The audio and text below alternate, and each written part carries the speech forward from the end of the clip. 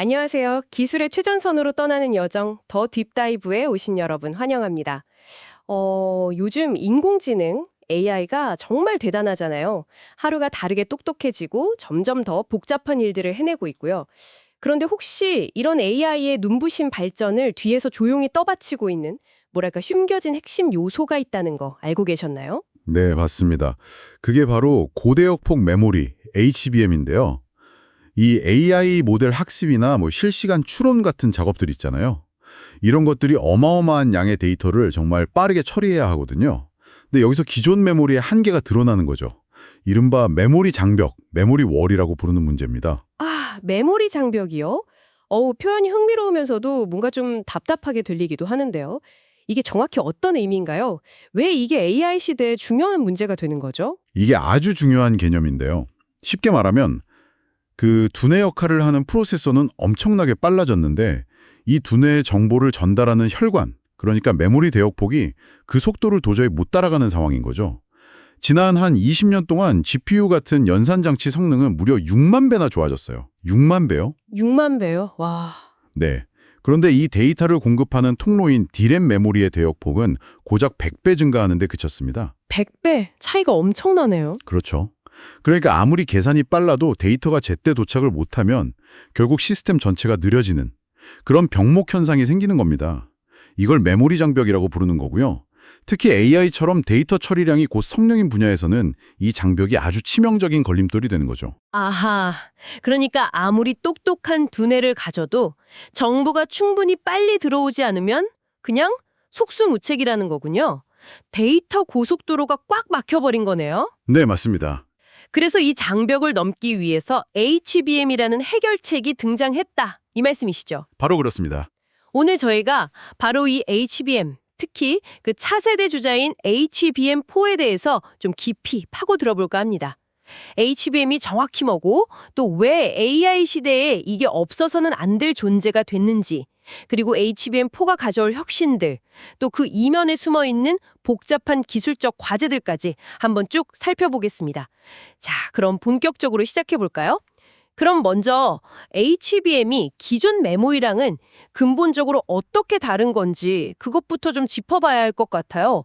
어떤 특별한 점이 있는 건가요? 네, HBM은 기본적으로 AI 연산이 요구하는 세 가지 핵심 조건, 그러니까 대용량, 초고속, 그리고 저전력.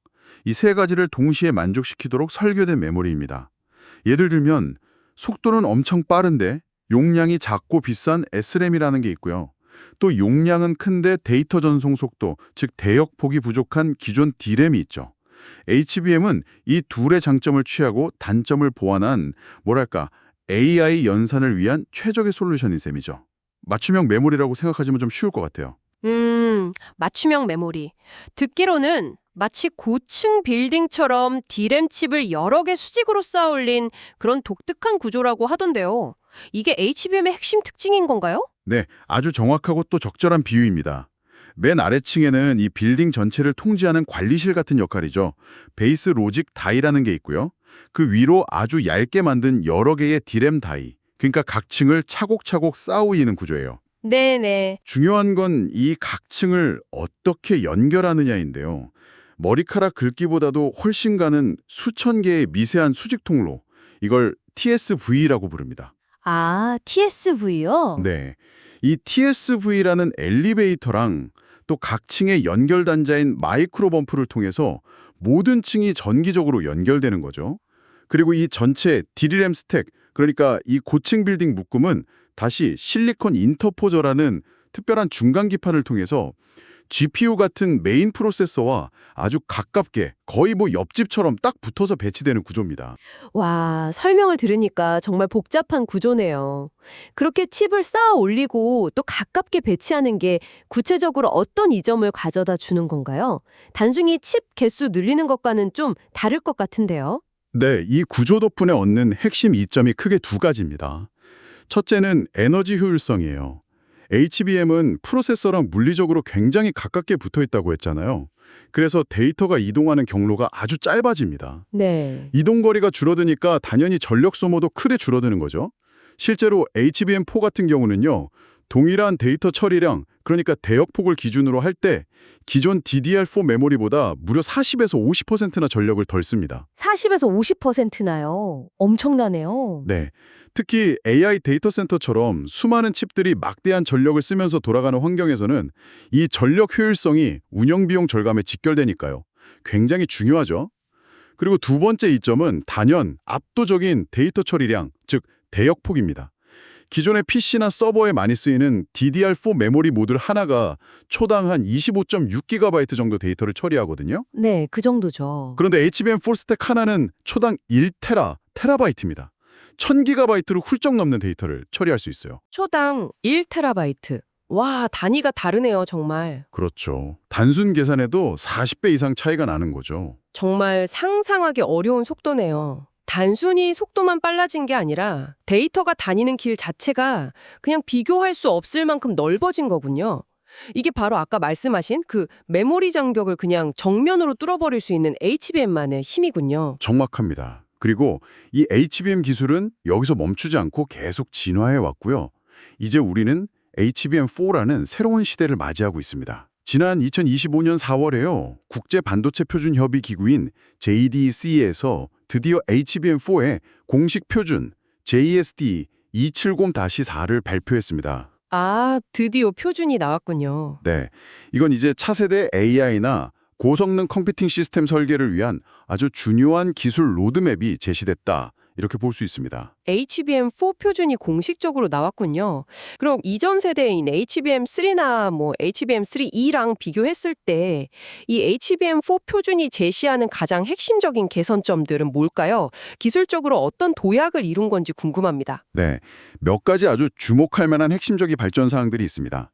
역시 가장 중요한 건 대역폭의 비약적인 향상이에요. 데이터 전송 속도 자체는 HBM3랑 비슷하게 핀당 8Gbps 이상을 유지하는데요. 데이터가 실제로 드나드는 통로의 수, 즉 I/O 개수를 기존 1024개에서 2048개로 딱 2배 늘렸습니다. 아, 통로 개수를 2배로. 네, 마치 고속도로 차선을 2배로 확장한 것과 같은 거죠. 이걸 통해서 HBM4 스택 하나당 이론적으로는 최대 초당 2TB, 2TB라는 어마어마한 대역폭을 구현할 수 있게 되는 겁니다. 와, 2TBs.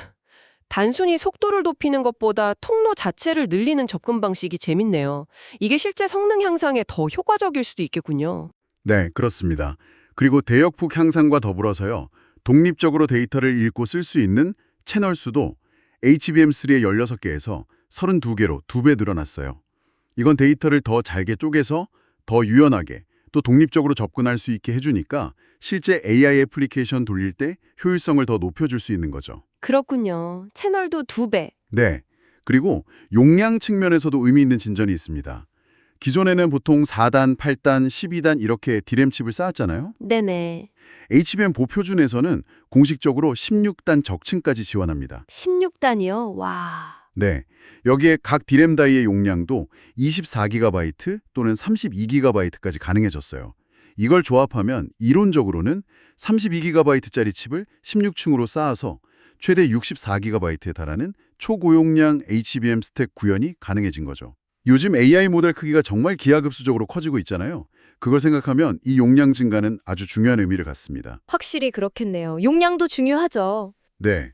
그 외에도 전력 효율성을 좀 더 개선하기 위해서 제조사가 특정 범위 안에서 최적의 작동 전압 레벨을 선택할 수 있게 좀 유연성을 줬고요.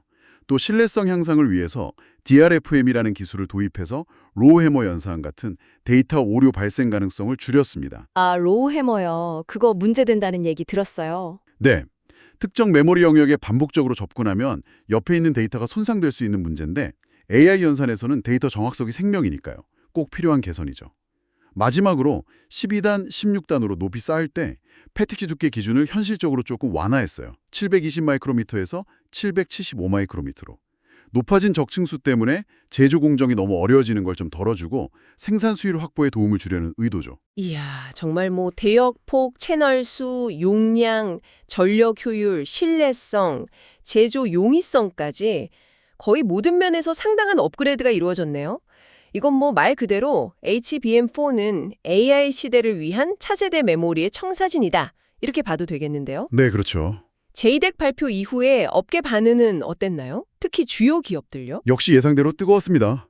엔비디아나 AMD 같은 GPU 회사들은 물론이고요. 구글, 메타처럼 대규모 AI 서비스를 직접 운영하는 빅테크 기업들, 그리고 실제 HBM을 만드는 삼성전자, SK 하이닉스, 마이크론 같은 메모리 제조사들까지 전부 다 HBM4 표준 발표를 환영한다는 공식 입장을 냈습니다. 다들 공통적으로 차세대 AI 시스템 설계에서 HBM4가 핵심 역할을 할 거다, 이런 기대감을 나타냈죠. 이건 HBM4가 앞으로 AI 기술 발전의 필수 동력이 될 거라는 걸 분명히 보여주는 거죠. 그렇죠. 그런데 이렇게 엄청난 성능 향상에는 분명히 그에 상응하는 어려움이나 대가가 따를 것 같아요. HBM 제조 자체가 워낙 복잡하고 비싸다고 들었는데 HBM4는 더하면 더했지 덜하진 않을 것 같은데요? 맞습니다. 혁신에는 언제나 비용이 따르죠. 이미 HBM3 2만 해도 이전 세대인 HBM3보다 한 20% 정도 가격 프리미엄이 붙었거든요. 네. 그런데 HBM4는 그 기술적 복잡성이 훨씬 더 커지면서 HBM3 2 대비 30% 이상의 추가적인 가격 프리미엄이 붙을 걸로 예상됩니다. 30% 이상이요? 꽤 크네요. 네, 이건 결국 AI 가속기나 슈퍼컴퓨터 같은 고성능 시스템 전체 비용 상승에도 상당한 영향을 줄 수밖에 없죠. HBM4 비용이 그렇게 크게 뛰는 구체적인 이유가 뭘까요? 단순히 성능이 좋아져서만은 아닐 것 같은데. 여러 요인이 복합적으로 작용하는데요. 우선 아까 말씀드린 것처럼 데이터 통로, I/O 수가 1024개에서 2048개로 2배로 늘었잖아요. 네. 이 많은 통로를 오류 없이 다 연결하고 제어하려면 칩 설계 자체가 훨씬 복잡해집니다. 또 이걸 다 담으려면 칩, 그러니까 다이의 물리적인 크기도 커져야 하거든요. 이건 웨이퍼 한 장에서 생산할 수 있는 칩수가 줄어든다는 뜻이니까 직접적인 원가 상승 요인이 되죠. 아, 칩 크기 자체가 커지는군요. 네. 그리고 성능 형상을 위해서 일부 제조사들이 HBM 스택의 가장 아래층, 그러니까 기초가 되는 베이스 다이를 기존의 메모리 공정이 아니라 더 미세하고 복잡한 로직 공정으로 만들려는 움직임이 있어요. 로직 공정은 메모리 공정보다 훨씬 더 많은 단계를 거치고 또 훨씬 비싼 장비가 필요하거든요. 그래서 이것도 생산 비용을 크게 끌어올리는 중요한 요인이 됩니다. 이 부분은 뒤에서 조금 더 자세히 이야기할게요. 네. 하지만 무엇보다 가장 근본적인 기술적 허들, 그리고 비용 상승의 주범은 바로 쌓아 올리는 것 자체의 어려움, 즉 적층 난이도입니다. 12단, 더 나아가서 16단까지 D램 칩을 수직으로 쌓아 올리는 건 정말 고도의 기술력이 필요해요. 각 층을 오차 없이 정확하게 정렬하고 수천 개나 되는 미세한 TSV 구멍을 완벽하게 뚫고 채우는 과정에서 아주 작은 결함 하나만 생겨도 그 HBM 스택 전체가 불량이 될 수 있거든요. 와, 하나라도 잘못되면 다 버리는 거네요. 그렇죠. 층수가 높아질수록 이 수율을 확보하는 게 기하급수적으로 어려워집니다. 게다가 개별 D램 다이 두께가 한 30에서 50 마이크로미터 정도밖에 안 돼요. 사람 머리카락보다도 얇은 수준인데 이렇게 얇은 칩을 여러 개 쌓다 보면 종이처럼 휘어지는 휘편상, 워피즈 문제도 심각해지고요. 이걸 제어하는 것도 아주 까다로운 과제죠. 또 이렇게 좁은 공간에 칩을 많이 높이 쌓다 보니까 열 발생량도 늘어나는데 이 열을 효과적으로 밖으로 빼내지 못하면 칩 성능이 떨어지거나 심하면 수명이 줄어들 수도 있습니다. 아, 열 문제. 네, 그래서 열 관리 기술 역시 HBM 성공의 핵심 열쇠 중 하나라고 할 수 있습니다. 방금 말씀하신 그 열 관리 문제가 HBM 기술 경쟁에서 정말 중요한 포인트가 되겠군요.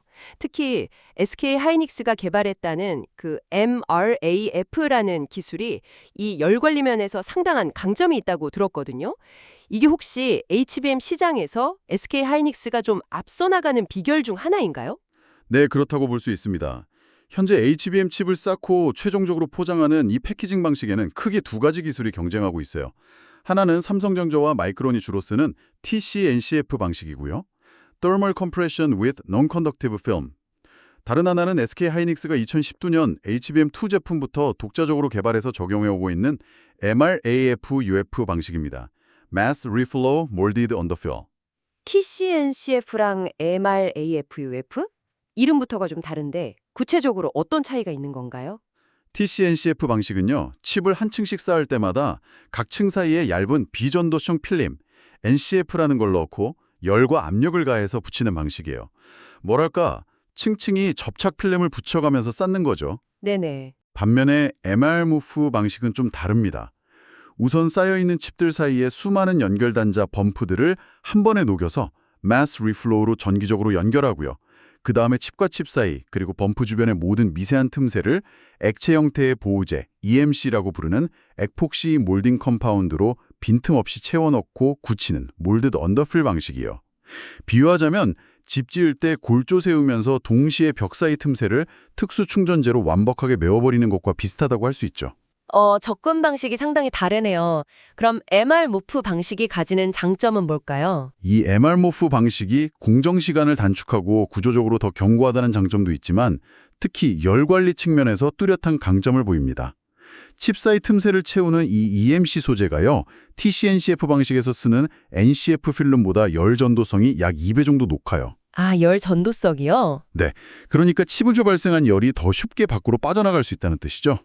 게다가 구조적으로 열 방출 통로 역할을 하는 더미 범트라는 게 있는데 이걸 TCNCF 방식보다 최대 4배까지 더 많이 배치할 수 있어서 열 방출 성능을 극대화할 수 있습니다. 실제로 SK하이닉스가 HBM2 제품에 MR모프를 처음 적용하면서 이전 세대 HBM2, 이건 TCNCF를 썼었거든요.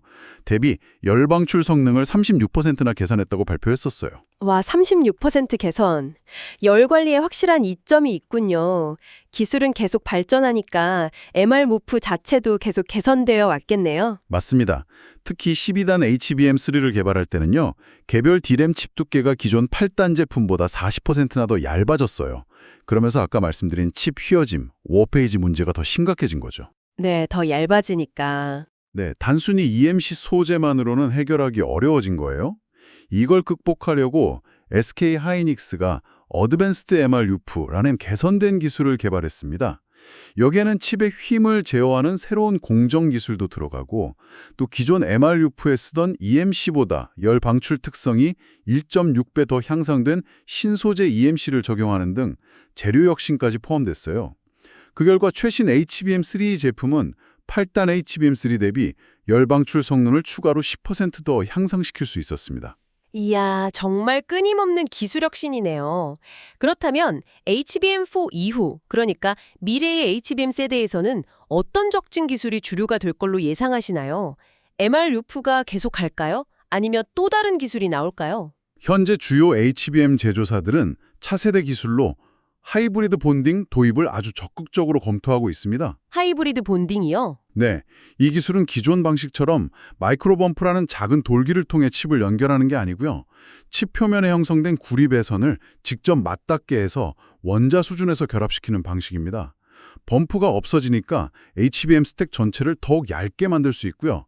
이론적으로는 더 많은 층, 예를 들어 20단 이상을 쌓는 것도 가능해집니다. 또 신호 경로가 훨씬 짧아져서 전기적 손실이 줄고 성능이 향상되고 잠재적으로는 수율 향상에도 기여할 수 있다고 보고 있어요. HBM4의 16단 고적층 제품부터 일부 적용될 가능성이 조심스럽게 제기되고 있고요. 아마 HBM5 세대, 특히 20단 이상의 초고적층 제품부터는 하이브리드 본딩이 본격적으로 핵심 기술로 자리 잡지 않을까 업계에서는 그렇게 전망하고 있습니다. 하이브리드 본딩, 범프 없이 직접 붙인다니 정말 대단한 기술이네요. 자, 그럼 D램 칩을 높이 그리고 효과적으로 쌓는 기술만큼이나 이 고층 빌딩의 튼튼한 기초 공사, 즉 가장 아래층에 있는 베이스 다이를 만드는 게 중요하다고 하셨잖아요. HBM4에서는 이 베이스 다이의 역할과 기술적 중요성이 왜 더 커지는 건가요? 네. HBM4는 아까 계속 강조했지만 2048개나 되는 엄청난 수의 데이터 통로, I/O를 처리해야 합니다. 그런데 이 I/O 단자들이 배치되는 간격, 이걸 피치라고 하는데요. 이게 불과 6에서 9 마이크로미터 수준으로 예상돼요. 6에서 9 마이크로미터. 머리카락 두께의 100분의 1이라고 하셨죠. 네, 맞습니다. 그 정도 초미세 간격이에요. 이렇게 좁은 공간에 수천 개의 연결 지점을 오류 없이 정밀하게 만들고 또 고속 신호를 안정적으로 제어하는 그런 기초, 즉 베이스 다이를 제작하는 것은요.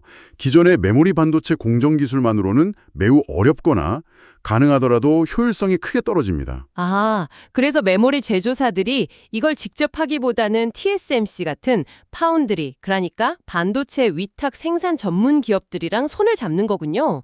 마치 일반 건설사가 초고층 빌딩 지을 때 아주 특수한 기초 공사는 전문 토목 회사에 맡기는 것처럼요. 네, 정확히 그런 비유가 가능합니다. 특히 TSMC 같은 선두 파운드리 기업들은 메모리 제조사들이 주력으로 하지 않는 최첨단 로직 공정 기술, 그리고 풍부한 경험과 막대한 설비 투자 능력을 가지고 있거든요. 수십억 달러나 하는 초정밀 로직 공정 장비를 단지 HBM4 베이스 다이 생산만을 위해서 메모리 회사가 직접 다 도입하고 운영하는 건 경제적으로 좀 비효율적일 수 있죠. 따라서 이 베이스 다이 생산만큼은 로직 공정 전문 파운드리에 맡기는 것이 훨씬 합리적인 선택이 되는 겁니다. HBM4 시대에는 메모리 기업 혼자서는 최고 성능 내기가 어렵고 뭐랄까 F1 레이싱 팀처럼 엔진, 베이스 다이, 전문가인 파운드리와의 긴밀한 협력이 필수적이다. 이런 의미죠. 네, 협력이 중요해지는군요. 네. 현재 TSMC는 HBM4 베이스 다이 생산을 위해서 크게 두 가지 급의 로직 공정을 준비하고 있는 걸로 알려졌는데요. 하나는 N12 FFC 플러스라는 공정입니다. 이건 비교적 비용 효율적이면서도 12단 48GB 또는 16단 64GB HBM4 스택을 초당 2TB 이상 대역폭으로 구현하는 데 필요한 성능을 충분히 제공하고요. 다른 하나는 이보다 더 앞선 최첨단 기술인 N5 공정입니다. 이 N5 공정은 N12 FFC 플러스보다 더 높은 성능과 낮은 전력 소모를 제공할 뿐만 아니라 특히 6에서 9 마이크로미터 수준의 초미세 I/O 피치를 구현할 수 있다는 점에서 중요해요. 아, 더 미세하게 만들 수 있군요. 네, 이게 왜 중요하게 하면 향후에 HBM 스택을 GPU 같은 로직 칩 위에 바로 직접 쌓아 올리는 직접 본딩, 다이렉트 본딩 같은 궁극적인 3D 패키징 기술 적용을 가능하게 할 잠재력을 가지기 때문입니다. 이렇게 되면 메모리랑 프로세서 간의 거리가 거의 사라지게 돼서 AI나 HP 시스템 성능을 또 한 번 혁신적으로 끌어올릴 수 있게 되는 거죠. 와, 직접 본딩까지. 정말 파운드리 기업의 역할이 HBM 생태계에서 그야말로 핵심 중의 핵심이 되어가는군요. TSMC가 이미 SK 하이닉스하고는 HBM4 연력을, 또 마이크론하고는 차세대 HBM4E 관련 협력을 공식화했다는 점도 이런 추세를 명확히 보여주는 것 같네요. 이게 단순히 메모리 3사 간의 경쟁이 아니라 파운드리와의 어떤 연합전선 같은 더 복잡한 경쟁 구도가 펼쳐지겠어요. 네, 맞습니다. 그렇다면 HBM4 시대를 앞두고 전체적인 시장 경쟁 구도는 어떻게 전개될 걸로 보시나요? 여전히 소수의 강력한 기업들이 시장을 지배하는 형태가 유지될까요? 네, 그럴 가능성이 매우 높습니다. 지금까지 쭉 살펴봤지만 HBM, 특히 HBM4 제조는 요구되는 기술적 난이도가 정말 극도로 높고요. 또 첨단 설비에 대한 막대한 투자가 계속 필요합니다. 이건 신규 기업이 쉽게 들어오기 어려운 아주 높은 진입 장벽으로 작용하죠. 따라서 당분간은 현재 HBM 시장을 주도하고 있는 SK 하이닉스, 삼성전자, 마이크론 이 3개사 중심의 과점 구도가 그대로 유지될 것으로 보입니다. 2025년 HBM 출하량 기준으로 예측치를 보면요. SK 하이닉스가 약 59% 정도의 압도적인 점유율로 선두를 유지하고 삼성전자와 마이크론이 각각 한 20% 내외 정도 점유율을 차지하면서 그 뒤를 쫓는 구도가 예상됩니다. SK 하이닉스가 거의 60% 가까이 대단하네요. 네, 물론 이건 예측치고요. 각 회사의 기술 개발 속도나 주요 고객사 확보 전략, 그리고 무엇보다 중요한 수율 안정화 여부에 따라서 이 점유율은 언제든 변동될 수 있습니다. 그렇죠. HBM4에 대한 이런 폭발적인 수요를 이끌 가장 큰 동력은 역시 차세대 AI 칩들이겠죠? 이 칩 설계 회사들의 움직임이 시장 전체를 좌우하겠네요. 맞습니다. HBM 시장의 성장은 AI 가속기, 특히 GPU 수요와 거의 완벽하게 같이 움직인다고 봐도 과언이 아닙니다. 이미 시장 선두주자인 엔비디아는 HBM4를 탑재할 걸로 예상되는 차세대 GPU 아키텍처 루빈을 발표했고요. 아, 루빈? 네. 그리고 강력한 경쟁자인 AMD 역시 이에 맞서서 HBM4를 채용할 걸로 보이는 MI400 시리즈를 준비하고 있습니다. 결국 엔비디아와 AMD 같은 이런 소수의 빅테크 기업들이 HBM 시장의 가장 큰 고객이자 전체 수요를 이끌고 또 가격 협상력을 쥐고 있는 핵심 플레이어 역할을 하는 셈이죠. 그렇군요. 종합적으로 좀 정리해보자면요. HBM4는 이전 세대인 HBM3나 3E 대비해서 핵심 성능 지표인 I/O 수를 2배로 늘려서 동일한 동작 속도에서도 데이터 처리량을 2배로 높이는 동시에 적층 수를 늘려서 용량을 확대하고 전력 효율성까지 개선한 명실상부한 차세대 고성능 메모리라고 할 수 있습니다. 하지만 이 놀라운 성능을 현실로 만들기 위한 제조 과정의 복잡성, 또 높은 비용 문제, 특히 초정밀 베이스 다이 생산과 16단 이상의 초고단 적층 기술 확보, 그리고 효과적인 열 관리라는 이런 난제들이 여전히 존재하고요. 따라서 앞으로 HBM4 시장의 경쟁 구도는 단순히 메모리 제조사 간의 경쟁을 넘어서 이들 메모리 제조사들과 또 첨단 로직 공정 기술을 가진 파운드리 기업 간의 전략적 파트너십 구축이나 기술 협력 수준에 따라서 매우 역동적이고 또 예측 불가능하게 전개될 것으로 보입니다. 네, 오늘은 AI 혁명의 숨겨진 동력이라고 할 수 있는 HBM, 그리고 그 차세대 주자 HBM4에 대해서 정말 깊이 있는 분석을 나눠봤습니다. 데이터 병목 현상인 메모리 장벽을 넘어서려는 그런 치열한 고민에서 출발해서 고층 빌딩처럼 칩을 쌓아 올리는 정말 경이로운 적층 기술, 또 MRMUF와 같은 혁신적인 공정의 발전, 그리고 이제는 필수 불가결이 된 파운드리 기업과의 협력까지 HBM4를 둘러싼 이 기술 경쟁의 세계는 정말 복잡하면서도 동시에 미래 기술의 방향을 엿볼 수 있는 아주 흥미로운 무대인 것 같습니다. 그렇습니다. HBM4는 단순히 메모리 부품 하나의 성능 개선, 이걸 넘어서서요, 인공지능 기술 발전의 전체적인 속도와 또 가능성의 범위 자체를 결정짓는 매우 중요한 기술적 변곡점이라고 할 수 있습니다. 앞으로 이 HBM 기술이 또 어떤 모습으로 진화하고 우리의 삶과 또 산업 전반에 걸쳐서 어떤 변화를 가져올지 지속적으로 관심을 가지고 지켜볼 필요가 있겠습니다. 네, 오늘 저희와 함께 이 흥미로운 기술 여정을 함께 해주신 청취자 여러분, 어떠셨나요? 다소 복잡하게 느껴질 수도 있는 반도체 기술 이야기였지만 저희와의 대화를 통해서 HBM이라는 기술의 중요성, 그리고 그 안에 담긴 치열한 혁신의 노력, 또 앞으로 펼쳐질 미래에 대한 기대감을 조금이나마 생생하게 느끼셨기를 바랍니다. 저희는 다음에도 여러분의 지적 호기심을 채워드릴 흥미로운 주제를 가지고 다시 찾아뵙겠습니다. 지금까지 더 딥다이브였습니다. 감사합니다. 감사합니다.